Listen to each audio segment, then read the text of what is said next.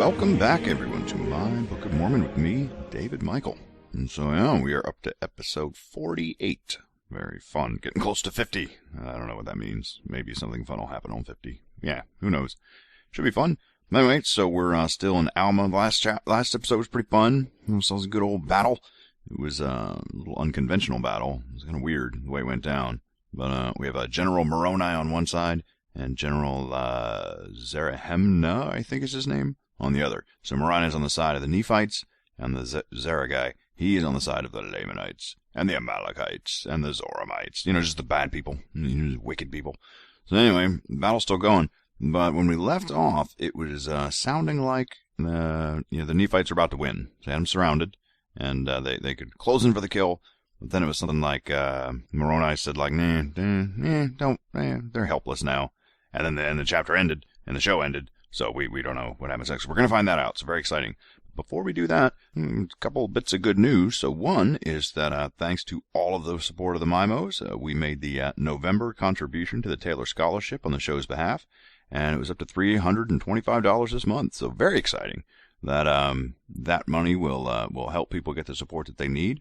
And awesome. So thanks everybody for continuing to support the show. I think that we've started a great cause, and yeah, I think it's awesome how quickly and generously everyone has gotten behind that. So thank you. And as always, you want to make sure that everyone knows I'm on the up and up. So I took screenshots of all of the everything, put it on the Patreon site under the activity tab, so you can always go there. I feel like, yeah, right, he donated. He probably pocketed all that money.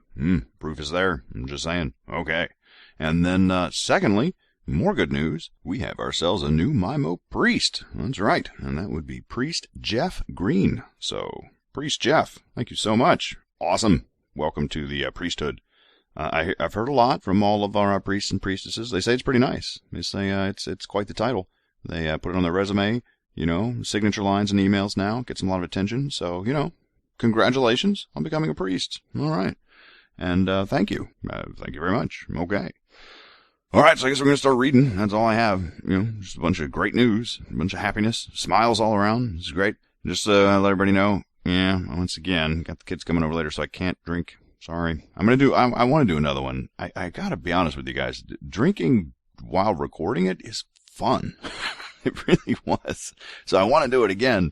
I just, I gotta schedule the times that I record better because, surely there's nights where I could drink, sure. All right, but anyway, let's get started with, sadly, David Michael being nice and sober while he reads this sobering book. Okay, so we are starting with Alma chapter 44, and we're just going to jump right into it. Okay, now remember, the Nephites have the Lamanites surrounded, and they could close in for the kill, but Moroni said, hey, hold on, stop fighting, ceasefire. Okay, so we're going to see what happens next.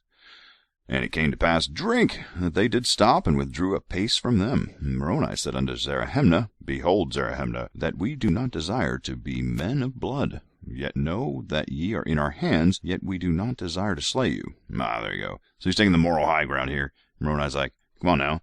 You know darn well I can just kill every one of you right now. But we're not killing you, so clearly we're better people than you. What do you think of that? Yeah.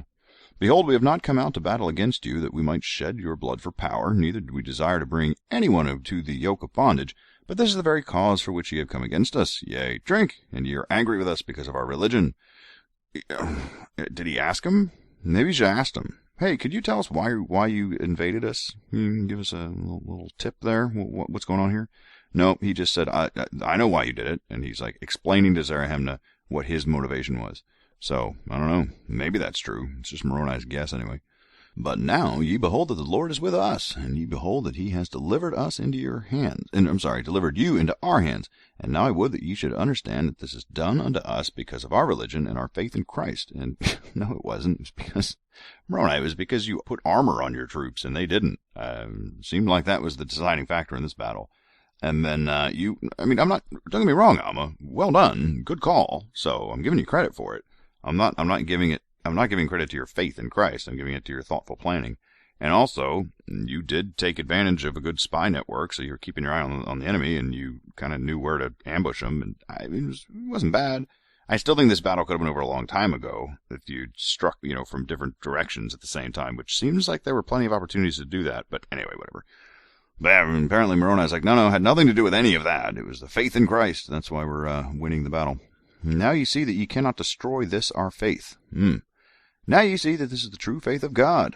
How does he see that? Like, if I were Zarahemna, I'd be like, look, dude, okay, you won. Congratulations. What do what are the terms of the peace treaty? But stop telling me what I'm thinking, because seriously, you're wrong. You know what I mean? It's like, yeah, I still don't see that this is the true faith of God. No, shut up. You just fought better. Well done. Whatever. All right, true faith in God, yea, drink. Ye see that God will support and keep and preserve us, so long as we are faithful unto him and wear armor.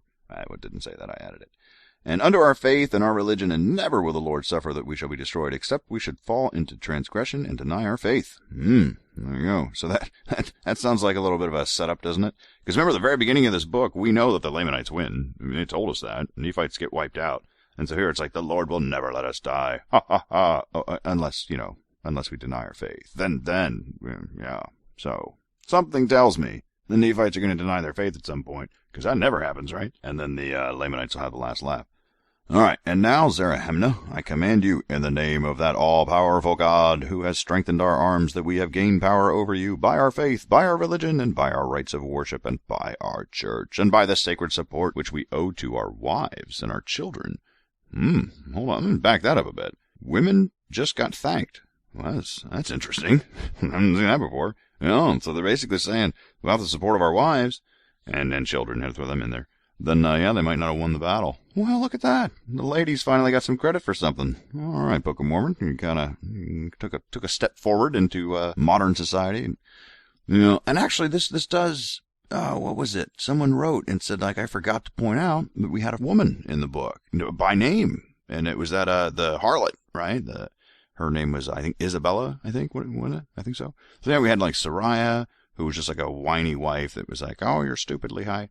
And then we had Abish, that girl that was like faithful, and when everybody in, like, what was it, Lamoni, when they all passed out and they looked dead, and she went and warned everybody because she was excited, like, look, they got converted or whatever. Her, and now we have a harlot named Isabel or Isabella, whatever. So yeah, those are the three women that have been named in the Book of Mormon. But now all wives apparently just got kind of like a blanket compliment that without them, the soldiers couldn't have fought very well. So that was probably the nicest thing this book has said about women thus far. So, okay. All right. By that liberty which binds us to our lands and our country, yea, drink, and also by the maintenance of the sacred word of God, to which we owe all our happiness. And this is supposed to be a battle. When did it get preachy? Like, seriously, we were like, they're fighting, and it's like, oh, their backs against the wall. Now he's like, oh, let me give you a sermon for no reason. All right. And by all that is most dear unto us. Yea, drink, this is not all. I command you by all the desires which ye have for your life, that ye deliver up your weapons of war unto us, and we will seek not your blood. Okay, so he's basically saying, surrender, drop your weapons, fair enough. But we will spare your lives, fair, if ye will go your way and not come again to war against us. Okay, so that's pretty good terms, right? Just leave your weapons behind and leave, and pinky swear that you won't come back. Okay, that seems okay. And now, if ye do this, behold, ye are in our hands. What? You told them they could leave. Why would they be in their hands? Okay. Oh, I'm sorry, I read it wrong. And if ye do not do this, behold, ye are in our hands. Okay, here comes the threat. I will command my men that they shall fall upon you and inflict the wounds of death in your bodies, that ye may become extinct. Wow, extinct. I'll teach them. And then we will see who shall have power over this people. Yea, drink. We will see who shall be brought into bondage. Wait, no one will be brought into bondage, right? Because one side will be dead and the other side will be alive. That wasn't very thought through. Okay, and now it came to pass, drink, that when Zarahemna had heard these sayings, he came forth and delivered up his sword and his scimitar and his bow in the hands of Moroni, and said unto him, behold, here are your weapons of war. I mean, what else could he do, right? It was this or death. We will deliver them up unto you, but we will not suffer ourselves to take an oath unto you. When was he asked to take an oath? All right, hold on. Actually, let me finish. Take an oath unto you, which we know that we shall break, and also our children, but take our weapons of war, and suffer that we may depart into the wilderness, otherwise we will retain our swords, and we will perish or conquer. What was this oath? Was that the pinky swear part? Let me see. I guess so. Yeah. It didn't seem like it was an oath. It was just like, deliver up your weapons, and go away and don't come back. Don't go to war against us again. That was it. My goodness, the Zarahemna are an honorable bunch, aren't they? Because they're like, yeah, listen, the thing is, we could say that we're not going to come back, but we're going to come back. Like, we're just going to rearm and come back. And so we refuse to lie. Wow. At the point of death, these Lamanites seem to be pretty honorable people, that they refuse to even make up, just say some words that will save their lives. They're saying, nope, no, not going to happen. And they're like, if you don't like it, if you won't let us go without this whole making us lie first, then we're not going to give up our swords, and we'll fight to the death, and we might win. Just saying. There you go. Behold, we are not of your faith. We do not believe that it is God that has delivered us into your hands, but we believe that it is your cunning that has preserved you from our swords. Behold, it is your breastplates and your shields that have preserved you. Yeah, it's true. What were they going to say to that? Because that is true. And now when Zarahemla had made an end of speaking these words, Moroni returned the sword and the weapons of war which he had received unto Zarahemla, saying, Behold, we will end the conflict. My God, they're going to fight again. That's kind of cool. But I don't understand. So at first it was like, I don't understand why it mattered whether or not they believed it was God that did it or their armor. Because I don't understand what difference it makes. Because basically they were saying, like, look, we just know that we're going to come fight you again. We know it. So we're not going to tell you that we're not and lie. And then it got into like, but we don't really think God helped you. I don't know what had to do with anything. Now I cannot recall the words which I have spoken. Therefore, as the Lord liveth, ye shall not depart, except ye depart with an oath that ye will not return against us to war. Now as ye are in our hands, we will spill your blood upon the ground, or ye shall submit to the conditions which I propose. Tell you, it's not. I'm going to be honest. These Lamanites have a heck of a lot more honor than I do, because if I'm surrounded and I know that I'm going to die, if I don't just say, promise to not come back, I would say it. I would. I'd be like, I promise I won't come back. I could turn around and be like, I don't know if I'm coming back or not, but I didn't want to die. You got some integrity. That's what they got. All right. And now when Moroni had said these words, Zarahemla retained his sword, and he was angry with Moroni. And he rushed forward, that he might slay Moroni. But as he raised his sword, behold, one of Moroni's soldiers smote it even to the earth, and it broke by the hilt. And he also smote Zarahemla, that he took off his scalp, and it fell to the earth. Wow. Was this the first recorded scalping? Yeah. And Zarahemla withdrew from before them into the midst of his soldiers. Wait, Zarahemla, he's not dead? Oof. He has no skin on top of his head. Okay. He was not feeling too good. All right. So Zarahemla is now, he's lost his scalp, but apparently he withdrew into his soldiers, so I don't know what they're going to do for him. I don't think it looks very good for him. And it came to pass during, the soldier who stood by, who smote off the scalp of Zarahemla, took up the scalp from the ground by the hair, and laid it upon the point of his sword, and stretched it forth unto them, saying unto them with a loud voice, Even as this scalp has fallen to the earth, which is the scalp of your chief, so ye shall fall to the earth, except ye will deliver up your weapons of war, and depart with the covenant of peace. So he's getting a little morbid. He's like, see what I just chopped off of him? I'm going to chop this off everybody. Yeah. I don't know what it is about these Nephites, but every time they like chop something off of a human, they feel like they have to keep it. Right? Remember Ammon? He chopped off all his arms, and he's like, well, bag them up. Come on. You know what I mean? And then this guy, like, chopped a scalp off, and he's like, let me hold it up high. I got a scalp. What do you have? Yeah. Now there were many, when they heard these words, and saw the scalp, which was on the sword, and they were struck with fear. And many came forth, and threw down their weapons of war at the feet of Moroni, and entered into a covenant of peace. And as many as entered into the covenant, they suffered to depart into the wilderness. This seems a bit hard to believe. I mean, these guys have been battling in hand-to-hand combat for quite some time. They actually went through, I think, 3 skirmishes, right? I mean, surely there was lots of... And for a while, it was talking about how they were just getting chopped to bits, like just sliced up because they had no armor. And all of a sudden, someone loses a little skin on his head, and everyone's like, I don't know. I don't think that would really affect them very much after all the battling they've done. Anyway. Now it came to pass drink that Zarahemla was exceedingly wroth. I should imagine. He got scalped. And he did stir up the remainder of his soldiers to anger, to contend more powerfully against the Nephites. All right, this battle might happen. Again, what is it, like round 4? Awesome. And now Moroni was angry because of the stubbornness of the Lamanites. Therefore, he commanded his people that they should fall upon them and slay them. All right, here comes the massacre. And it came to pass drink that they began to slay them. Yea, drink again. And the Lamanites did contend with their swords and their might. But behold, their naked skins and their bare heads were exposed to the sharp swords of the Nephites. Yea, drink. Behold, they were pierced and smitten. Yea, drink again. They did fall exceedingly fast before the swords of the Nephites. And they began to be swept down, even as the soldiers of Moroni had prophesied. Soldier of Moroni. Was that the guy that held the scalp up, I guess? I mean, it didn't take... Really? I don't think he needed a prophecy. you literally had them surrounded on all sides. You have armor, they don't, and there's more of you. This was not ever going to end any other way. You were either going to let them go, or this was going to happen. I love it. It's like, we prophesied we'd win. Well, at this point, yeah, imagine that. Great prophecy. Now Zarahemnah, when he saw that they were all about to be destroyed, cried mightily unto Moroni, promising that he would covenant, and also his people with them, and they would spare the remainder of their lives, and they never would come to war again against them. Okay, and then it came to pass, drink. That's kind of disappointing, right?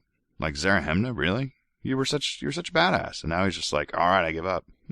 I kind of thought this would be like a whole, like, the 300 scene, where they were just like, we will all die to hold you back.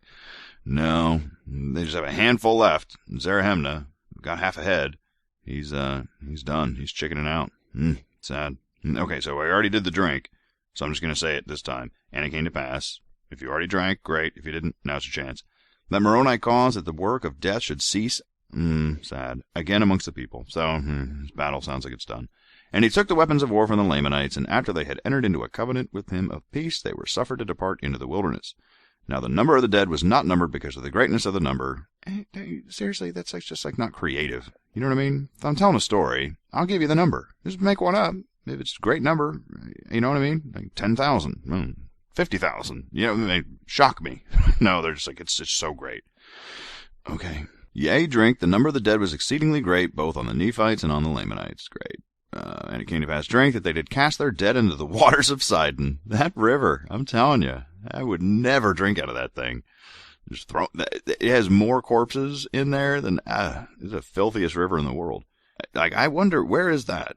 Does anyone know where the River Sidon is? Like, at least like what Mormon historians think it is? Like, is that somewhere in the Americas that there's this river? And if so, like, can we avoid it? Because I don't want anything I don't care how many hundreds of years have passed. There's like I can't even count how many dead bodies have been thrown into that thing. Can't be good. Anyway. They've gone forth and buried in the depths of the sea. Oh, okay. Yeah, the river just swept them all out to sea.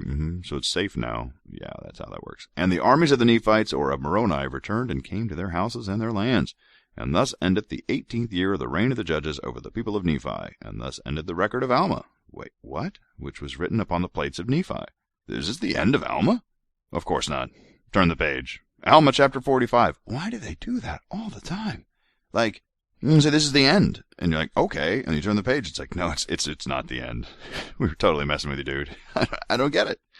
Anyway, I don't know. Is it okay to throw dead bodies in a river because they eventually get, sent out to sea? I don't think so. I would not drink out of that river. Like, ever. I wouldn't trust it. Maybe some of you were like, no big deal. It went to sea. Calm down. Whatever. All right. So, it's chapter 45 of Alma now. For some reason, we, said it was the end of Alma, and it's not. So, what are you going to do?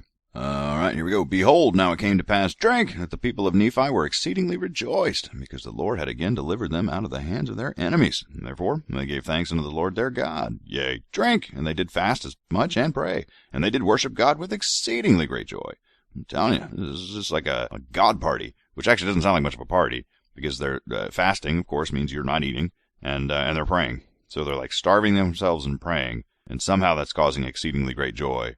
I would not have joy at that party. Anyway, then it came to pass, drink, in the 19th year of the reign of the judges over the people of Nephi, that Alma came unto his son Helaman. Or no, wait. Oh, I'm supposed to remember this. Helaman. I think it's Helaman. Okay. I'm pretty sure. Man, it's been a while. Like, I remember, like, really practicing this one, but that was, like, several episodes ago, so I already forgot. But I think it's Helaman. We're going with Helaman. And said unto him, Believest thou the words which I spake unto thee concerning these records which I have kept, or have been kept? And Helaman said unto him, Yea, drink, I believe. And Alma said again, Believest thou in Jesus Christ, who shall come? This is getting stupid again. And he said, Yea, drink, I believe all the words which thou hast spoken. And Alma said unto him, Will ye keep my commandments? $50. What's he going to say? Anyone take that bet? Of course. And he said, Yea, imagine that. Drink, I will keep thy commandments with all my heart. And then Alma said unto him, Blessed art thou, and the Lord shall prosper thee in this land. There you go. So Alma's like, listen, I'm going to ask you like 6 questions, and if you don't say yes to every one of them, then no blessing. You got that? All right, here we go. And the guy's like, yes. Okay. But behold, I have somewhat to prophesy unto thee. Oh, no. But what I prophesy unto thee shall not make known. What? Yea, drink, what I prophesy unto thee shall not be made known, even until the prophecy is fulfilled. Therefore write the words which I shall say. So he's like, I'm going to prophesy something that will never come true? That's weird. I don't know. But these are the words. Behold, I perceive that this very people, the Nephites, according to the spirit of revelation which is in me, in 400 years from the time that Jesus Christ shall manifest himself unto them, shall dwindle in unbelief. Okay. I gotta admit, that's a pretty specific prophecy. You know what I mean? Like, usually prophecies are like, and the goat will dance with the lion. And you're like, huh? Well, I don't know what that means. But this one's like, in 400 years, after Christ comes here. So this is like, Christ has to still come. We don't know about that. And then 400 years later, and then they're going to dwindle in unbelief. So at least Alma's going out on a limb. He's getting a specific prophecy. I guess it's that much of a risk. He'll be dead. But anyway. Yea, drink, and then shall they see wars and pestilences. Yea, drink again, famines and bloodshed, even until the people of Nephi shall become extinct. I mean, I would be shocked if this book didn't spoil it for us in the beginning. Anyway. Yea, drink, and this because they shall dwindle in unbelief and fall into the works of darkness and lasciviousness. I hate that word. And all manner of iniquities. Yea, goodness, there's a lot of yeas. Drink, I say unto you, that because I shall sin against so great light and knowledge, yea, drink again, I say unto you, from that day, even the fourth generation shall not all pass away before this great iniquity shall come. I don't know. There was some sort of math in there, but I don't feel like doing it. Anyway. And when that great day cometh, behold, the time very soon cometh, that those who are now, or the seed of those who are now, numbered among the people of Nephi, shall no more be numbered among the people of Nephi. He's like going on and on, trying to, like, defining what extinct means. It's like, I knew it from the get-go, dude. Like, I get it. They're all dead. And he's like, no, what I mean by that is, like, anyone associated. It's like, dude, we get it. All right. But whosoever remaineth, and is not destroyed in that great and dreadful day, shall be numbered among the Lamanites. Okay, I guess I didn't know what extinct meant, because I would have thought none remaineth. But apparently they're extinct, except they're not. And the ones that aren't will just, like, kind of get brought into the Lamanite, whatever. Okay, and shall become like unto them, all save it be a few who shall be called the disciples of the Lord. And then shall the Lamanites pursue even until they shall become extinct. And now, because of iniquity, this prophecy shall be fulfilled. Okay, so most of the survivors of this extinction event, again, funny, will just become Lamanites, but a handful won't, and they'll be the disciples of the Lord, but they'll eventually get killed, and then that'll be the end of it. There you go. Now it came to pass, drink, that after Alma had said these things to Helaman, he blessed him, and also his other sons, and he also blessed the earth for the righteous' sake. Bless the earth for the righteous' sake. That is one of the strangest things I've ever read. What on earth could that possibly mean? I have no idea. And he said, Thus saith the Lord God, cursed shall be the land. Oh, never mind. This is great. He blessed the earth. Next sentence, cursed shall be the land. Which is it? Are you blessing it or cursing it? Make up your mind, Alma. Remember, he's got to be old by now, so you just take what he's saying lightly. He's a bit batty. Anyway, okay. Cursed shall be this land, yea, drink, this land unto every nation, kindred, tongue, and people, unto destruction, which do wickedly, when they are fully ripe. And as I've said, so shall it be, for this is the cursing and the blessing of God upon the land. The cursing and the blessing? Which one is it? You can't, For the Lord cannot look upon sin with least degree of allowance. I don't understand what the blessing part of that is. That sounded like all of it was a curse, but whatever. And now when Alma had said these words, he blessed the church, yea, drink, and all those who should stand fast in the faith from that time henceforth. And when Alma had done this, he departed out of the land of Zarahemla, as if to go to the land of Melech. And it came to pass, drink, he was never heard of more. As to his death or burial, we know not of. Well, it's kind of an anticlimactic death. But okay. Goodbye, Alma. It was a fun run. I don't know why we're still in Alma. You're dead. But what are you going to do? Well, actually, didn't, like, Nephi die? And then, like, there was a whole second book of Nephi, and he was dead the whole time? That's weird. I think that happened. But anyway, Alma's dead. And he kind of went out the way of, like, didn't Moses go out this way? Just kind of went up a mountain, and that was the end of him.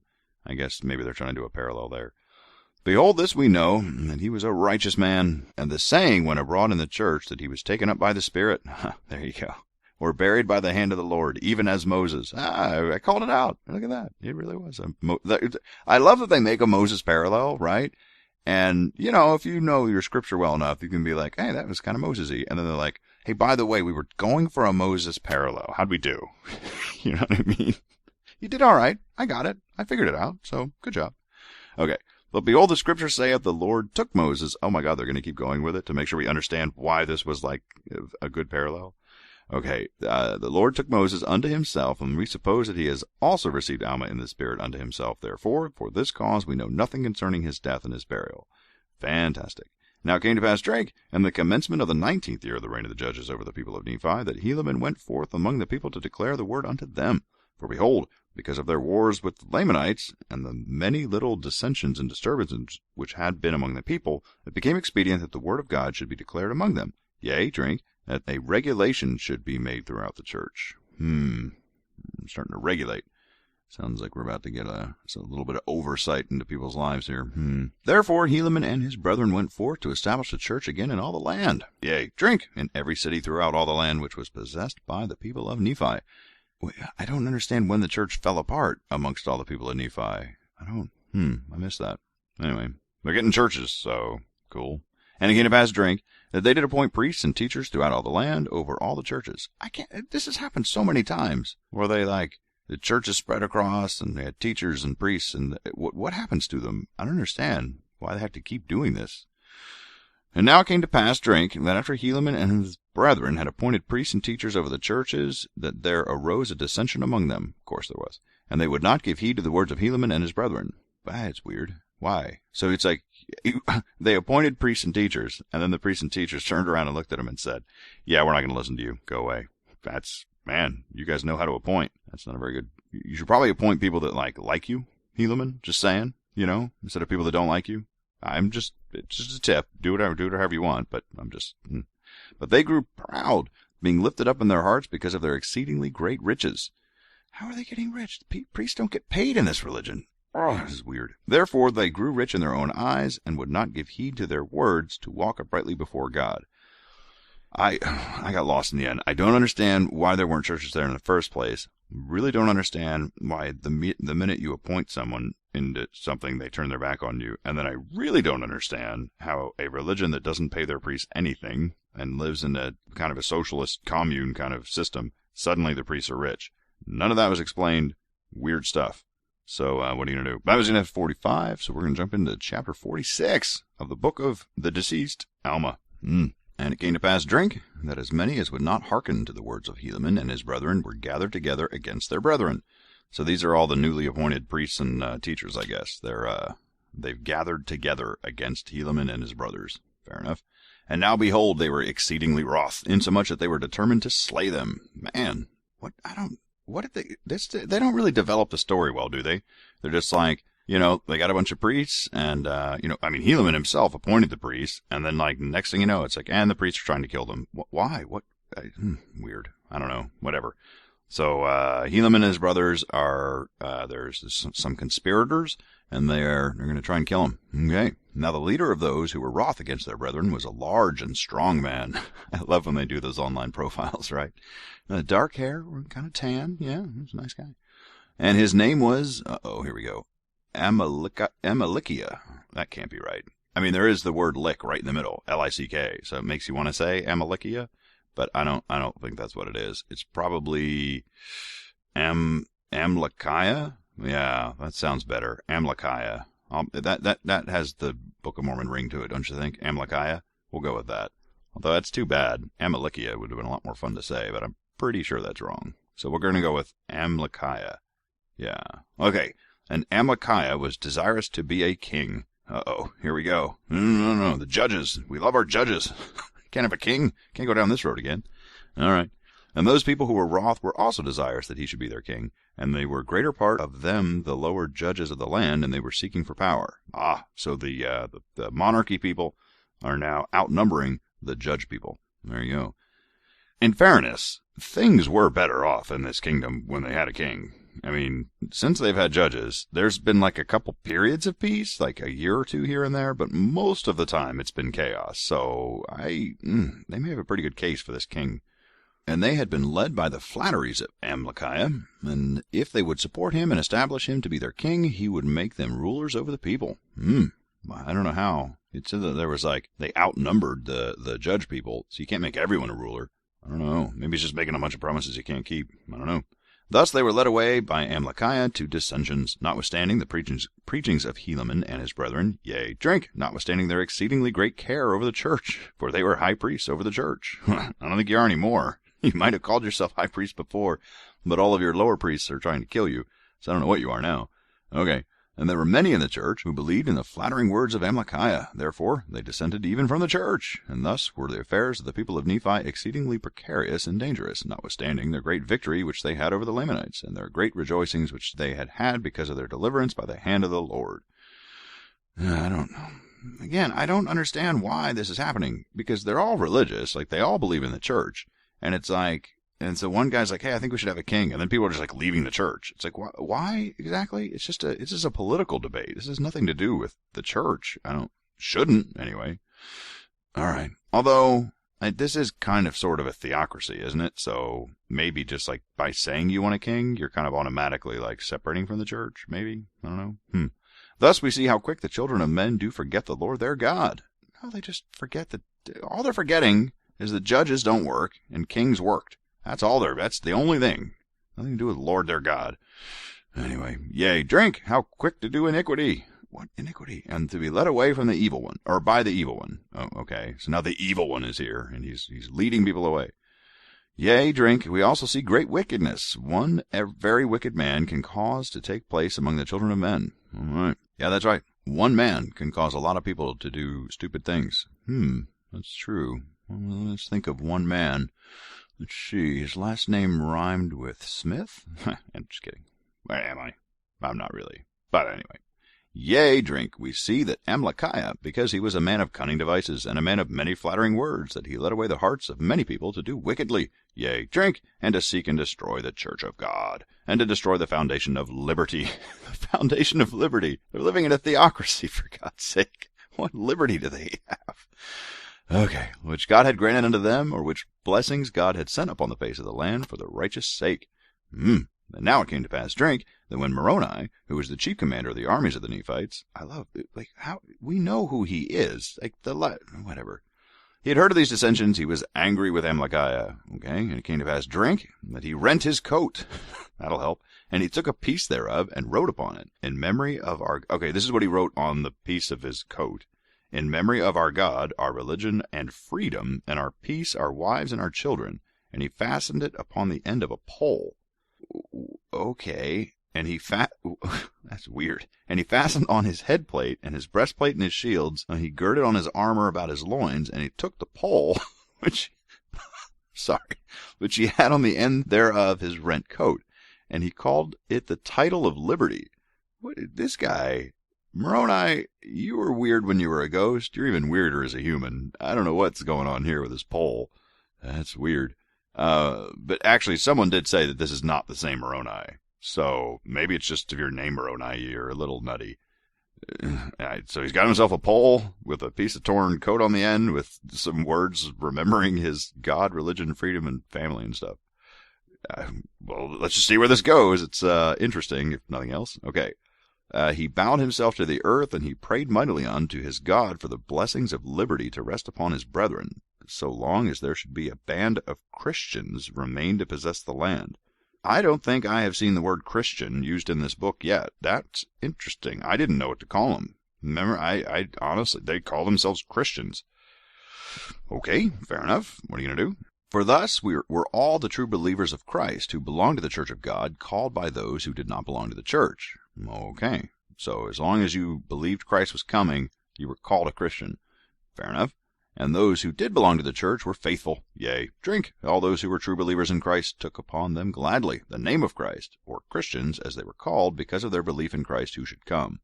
Remember all the time until they were taking on the name of Christ? And I always joked, they're all changing their name to Christ. No, they were just calling themselves Christians. Well, they could have explained this a long time ago and avoided all that confusion. All right. So apparently when they were taking on the name of Christ, all they were really doing was saying, I'm a Christian now. Yeah, that's not as fun. I thought they were all changing their name. It would have been much funner. Anyway. Therefore at this time Moroni prayed that he cause of the Christians and the freedom of the land might be favored. And don't forget, let's just have this visual. Moroni, his torn up coat, his big old pole with this piece of coat on the end of it, and he's kneeling on the ground holding his pole for some reason. And what did he call the pole? Hold on, it was the last page. He called the title of liberty. This guy is nuts. All right. It's just like, the prayer is boring, right? But when you like try to get the visual back of what's actually happening, it's kind of funny. And it came to pass, drink, that when he had poured out his soul to God, he named all the land which was south of the land desolation, yea, drink, and in fine all the land both on the north and the south, a chosen land and the land of liberty. Okay, good for you, Moroni. The whole place is land of liberty. And he said, surely God shall not suffer that we who are despised because we take upon the name of Christ shall be trodden down and destroyed until we bring it upon us by our own transgressions. So he's like, listen, I get that eventually we're going to be bad and we'll get killed, but we're good now, so God can't let us die. Yeah, that's exactly what it said. We won't be trodden down and destroyed until we bring it upon ourselves by transgression. So it's like, yeah. He's like, when we die, we're going to deserve it. And God, you better save us because we don't deserve it yet. Great. And when Moroni had said these words, he went forth among the people, waving the rent part of his garment in the air. He's got his pole and he's just flapping it around. That all might see the writing which he had written upon the rent part, and crying out with a loud voice, saying, I don't care what he says. At this point, if I'm in the crowd, I'm like, what is he doing? I'm sorry. This is so strange. I'm sure that this thing's supposed to like represent something. This whole like writing on the pole. It's just, I don't, whatever. Maybe I just get past it, but it's still making me giggle. Okay, so here's what Moroni is yelling out as he's waving his pole around. Yes, I just said that. Moroni is yelling and waving his pole around. Do with that whatever you like. I'm just saying. Behold, whosoever will maintain this title upon the land, let them come forth in the strength of the Lord, and enter into a covenant that they will maintain their rights and their religion, and the Lord God may bless them. How many covenants did these people take? They do it all the time. And it came to pass, drink, that when Moroni had proclaimed these words, behold, the people came running together with their armor girded about their loins, rending their garments in token. Okay, so everyone's got to tear their clothes for some reason. Or as a covenant that they would not forsake the Lord their God, or, in other words, if they should transgress the commandments of God, or fall into transgression, and be ashamed to take upon them the name of Christ, the Lord should rend them, even as they had rent their garments. Okay, so they're basically saying, God, here's the deal. Make a deal. We promise to be super good, and if we're ever bad, you can just tear us in half, just like I did this cloth. There you go. Well, let's hope I never get God reason to cash in on that, because I think he'll do it. Yeah, I think he will rip them in half. Now this was the covenant which they made. And they cast their garments at the feet of Moroni, saying, We covenant with our God, that we shall be destroyed even as our brethren in the land northward, if we shall fall into transgression. So they're like, yeah, our covenant is, kill us if we're bad. All right. Yea, drink, he may cast us at the feet of our enemies, even as we have cast our garments at thy feet, to be trodden under foot, if we shall fall into transgression. Again, same thing. If we're bad, we die. That's our promise. Moroni said unto them, Behold, we are a remnant of the seed of Jacob. Yea, drink, we are a remnant of the seed of Joseph, whose coat was rent by his brethren into many pieces. Yea, drink. And now behold, let us remember to keep the commandments of God. And our garments shall be rent by our brethren, and we be cast into prison, or be sold, or be slain. Guys are painting a dark picture for themselves, but anyway. Yea, drink, let us preserve our liberty as a remnant of Joseph. Yea, drink again, let us remember the words of Jacob before his death. For behold, he saw that a part of the remnant of the coat of Joseph was preserved and had not decayed. And he said, Even as this remnant of garment of my son hath been preserved, so shall a remnant of the seed of my son be preserved by the hand of God, and be taken unto himself, while the remainder of the seed of Joseph shall perish, even as the remnant of his garment. This might be one of these like self-prophecies about Joseph Smith. You know what I mean? Every time I see the word Joseph now, I get a little suspect. Is this one of them? Because it kind of sounds like it, right? Like, not everybody not all the descendants are going to die. There's a Joseph coming along eventually that's a good Joseph. So, yeah. Now behold, this giveth my soul sorrow. Nevertheless, my soul hath joy in my son, because of that part of his seed which shall be taken unto God. And now behold, this was the language of Jacob. And now who knoweth but what the remnant of the seed of Joseph, which shall perish as his garment, and those who have descended from us, yea, drink, and even it shall be ourselves, if we do not stand fast in the faith of Christ. I don't really know what that said, but I'm going to guess it's exactly what's been said for the last, 5 verses, that if we're bad, we're going to get killed ripped up like a cloth or whatever. And now it came to pass, drink, that when Moroni had said these words, he went forth, and also sent forth in all the parts of the land where there were dissensions, and gathered together all the people who were desirous to maintain their liberty, and to stand against Amalekiah, and those who had dissented, who were called, Amalekiahites. Amalekiahites? Amalekiahites, I guess. Man, that's a long word.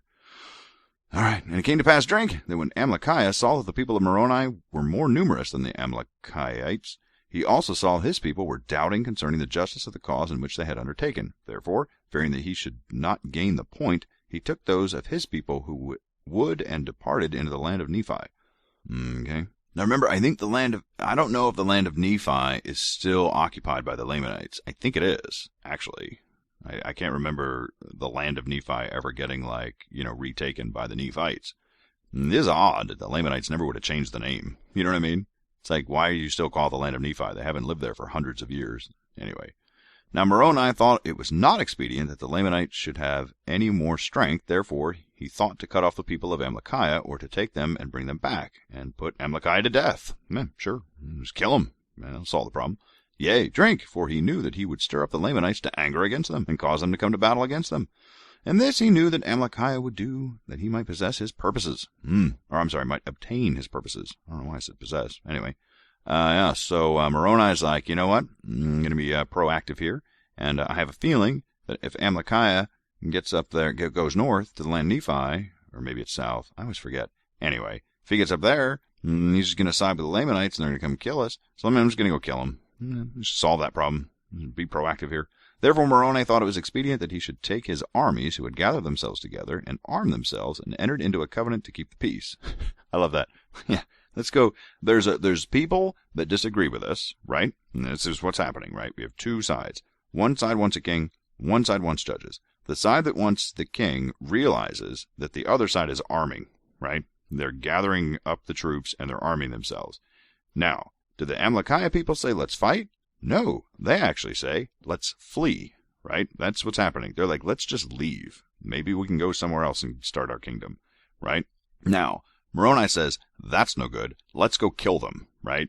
That's just what's happening. So Moroni's kind of thinking like, I'm going to go stab them in the back on their way out the door. That's what's happening. And then, after having said all that, the next thing they do is make a covenant to keep the peace. Well, put your weapons down then. That would help. Anyway, it came to pass, drink, that he took his army and marched out with his tents into the wilderness to cut off the course of Amalekiah in the wilderness. That's right. Because what do you do if you make a covenant to keep the peace? Take your army to the enemy and try to cut them off. Genius. And it came to pass, drink, that he did according to his desires, and marched forth into the wilderness, and headed the armies of Amalekiah. And it came to pass, drink, again, that Amalekiah fled with a small number of his men, and the remainder were delivered up into the hands of Moroni, and were taken back to the land of Zarahemla. All right, so they didn't get Amalekiah, but they got a bunch of his men. They captured him. There you go. It doesn't say what they're going to do with them. They just took them back to the land of Zarahemla. I don't know if they're in jail, if they got killed, who knows. Now Moroni, being a man who was appointed by the chief judges and the voice of the people, but he's the voice of the people. I thought Moroni was just like the chief of the army. I guess he got promoted. Now he's the voice of the people. Okay. Therefore he had power according to his will with the armies of the Nephites to establish and exercise authority over them. Well, yeah, you're the general. Of course you have authority. Anyway. And it came to pass, drink, that whomsoever the Amalekiahites, or whatever, let me try it one more time. Amalekiahites. I don't know. That's a weird. That one's just too long. Too many letters. Cut a few. That would not enter into a covenant to support the cause of freedom, that they might maintain a free government, he caused to be put to death. What? And there were, my God, and there were but a few who denied the covenant of freedom. Wow. That's messed up. So basically, all of the people that he captured, he looked at them and said, will you abandon your political aspirations for a king and stick with our judges? And if they said no, he just killed them. That's glad you have that covenant of peace, Moroni. You're I don't know what else to go. That's murder. That is. I mean, you're literally killing people, murdering people for having a different political view. This society is wonderful. So peaceful. This is great. That's disgusting. That's horrible. I mean, seriously, this might as well be like, Stalin. Yeah, you disagree with this government? I kill you. And next, what are you going to do? All right. I just love how they, say that. Isn't that good? Aren't they preserving the peace so well? They're just murdering people. It's lovely. And it came to pass, drink, also, that he caused the title of liberty, oh my God, he still has that pole? Great.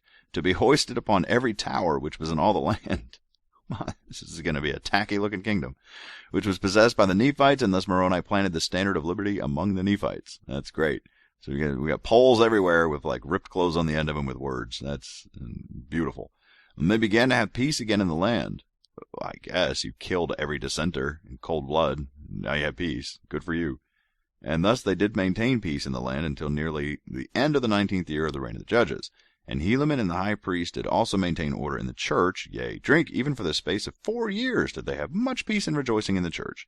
And it came to pass, drink, and there were many who died, firmly believing in their souls were redeemed by the Lord Jesus Christ. Thus they went out of the world rejoicing. Well, what I love about that is that it didn't say that, that good things happened to them after. It's just when they died, they believed it was true, so they died happy. Okay? They still might be dead and, not in heaven. We don't know. It doesn't say. Anyway, but they were happy when they died. Good for them. And, let's see. And there were some who died with fevers, which at some seasons of the year were very frequent in the land. Fun fact. But not so much as so with fevers, because of the excellent qualities of the many plants and roots which God had prepared to remove the cause of diseases, to which men were subject by the nature of the climate. So they had some rudimentary understanding of plants and roots that would remove the cause of diseases. Okay. I wish it was more specific, but that's all we got. And we don't really know what. But anyway, but there were many who died with old age, and those who died in the faith of Christ are happy in him, as we must needs suppose. Okay. I think I'm going to stop. This might be a little bit of a shorter episode, but let me see. Unless 47 is short. Nope. 47's too long. Can't do it. So we're stopping at 46. We'll get into 47 next time. It was an interesting episode. A lot happened. Jumped around a lot, didn't it? We started out with this whole, the end of the battle from the last episode, and then and Alma kind of died, I guess, or got sucked up in some vortex. Who knows what happened to Alma? He's gone. That's all we know. And then Helaman's I guess I'm in charge now. I'm going to go start churches because we don't have any. It was weird. Everything about this episode was weird. And then he's I'm going to make priests, and all the priests are hey, thanks for making me a priest. I'm going to kill you now so I can have a king. And then, I don't know. Weird episode. I don't know what to make of it. Anyway, man, that's it. That is the end of episode 48. And as always, thanks to everybody. I'm telling you, I get such a warm fuzzy whenever I get to make those big donations to the Taylor Scholarship. I really feel good. I know that we're doing a lot of good stuff. And so I hope everybody else feels that too that's contributed, because, as I've said before, isn't my money. You know what I mean? I mean, some of it is because whatever. But mostly, it's you guys, right? And I think it's awesome. And I think we should all get that warm, fuzzy feeling whenever we're able to contribute to that. And I think it's awesome. So thanks to everybody that contributes. And as I know they say this a lot, but I know I'm behind on emails. It happened again. And but thanks to everyone that wrote me. If you haven't heard back from me, doesn't mean I haven't read it and didn't appreciate it. I'm getting to them. I just need a little bit of block of time to write back to everybody. Because I want to. I love doing it. It's just time. Time. That's the thing. I'm blaming time. There you go. And I know I said it last week, but I totally intend to make a kind of the MIMO feedback episode or whatever, where we're going to listen to voicemails of people who left. So I haven't done that yet. So now's your chance. If you want to get on the show, fastest way to do it is to call 1-224-698-7258. Call that, leave yourself a voicemail, and we'll probably make it on the show. So I still think it's going to happen this month. I'm not exactly sure when, because I'm terrible at planning. But yeah, at some point this month we're going to have that episode. So you actually have no idea how long you have to do it. So if you want to be on the show, kind of I would just call it now. Just get it done, right? And you'll make me happy, because I just love getting your guys' voicemails. So thanks to the MIMO family. You guys are honestly the best community of people I've ever been associated with. I think you are all amazing, and you're all awesome, and thank you for everything that you do. And so until next time, this is it, and this is me saying goodbye. This song is licensed for use within this podcast. All song and copyright information can be found at www.mybookofmormonpodcast.com.